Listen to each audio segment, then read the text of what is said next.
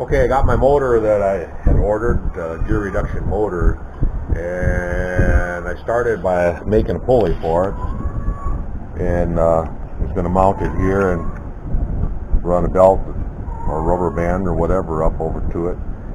But now I think I've changed my plans again. I'm going to take this back apart, and I'm going to move that shaft in so that it's sticking out on both ends. And I'm going to put this gear reduction motor direct drive right to it. So it'll be connected on this end. I'm not going to use this style connector. I'll just use basically a piece of rubber tubing to drive it on that end. The reason I wanted a coupler like this on this end is so that I can disengage it. You know, so I can pull it out and disengage it. So that way but I won't need to do that on this end. So anyway, I'm going to go ahead and take this back apart again, pull the cotter pin, slide this in halfway. I'll have to be careful. I'm not going to be able to go much more than that unless I notch this out, because it'll end up hitting the thumb screw. Well, I can face part of this off though too.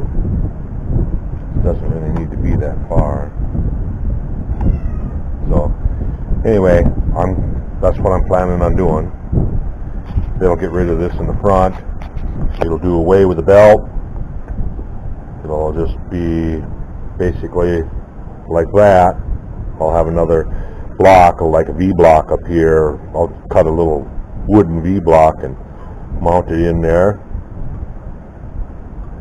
And it'll do away with this pulley on the end of it. It'll have basically, like I say, a rubber tube to allow a little bit of flex. So keep changing it. So anyway, that's where I'm at. Catch you later. Okay, I whittled up a wooden block, V block here, mounted the motor in there. I lined up the shafts and put a rubber connector. Basically, that's just a little rubber connector, so if there is a little bit of misalignment, it'll compensate for it. So now, and plus I moved that shaft over. So now it's a direct line right on through. And this is the new motor that I've got. So if I turn it on, I can go from just a creep up to a pretty good RPM, way fast, still faster than what I'll probably go.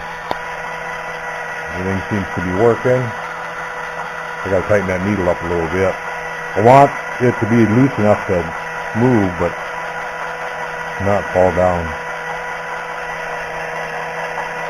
So, counter's counting away. Everything seems to be working. So, the next thing that I want to do is take my little readout and wiring too. I'm going to drill a hole, take my wire down through this block, and then come out over here, and then go over to here, and then I'm going to put my control. Yeah, I'm going to put my digital control or digital readout right there. What I'm going to do is take this off, mill a pocket in here for this to set down in. Battery connector too. I'm going to put a battery connector probably back here somewhere. And the on and off switch, I'll put that probably right over here. And the control probably over here somewhere in front of it. But anyway, that's moving along. I thought I was pretty much done the other day until this motor came, and then I liked it much better as far as being able to control RPM and stuff. So that's why I wanted to do away with the belt. And now, like I say, now it's a direct drive right on through the counter. And plus,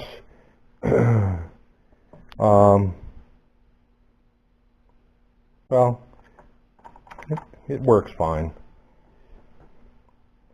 I'm still thinking about detent, but I don't know if I really want to, because I like it being solid. That way there is no mistakes that it's going to slip out and move. So, but anyway, I'm going to go ahead and take this off and take it apart, or take the base apart and mill a pocket in here and try to route some of the wires and stuff and get that done. Then I have to make a spool holder over here. And the spool that they sent is pretty small. This is how many feet?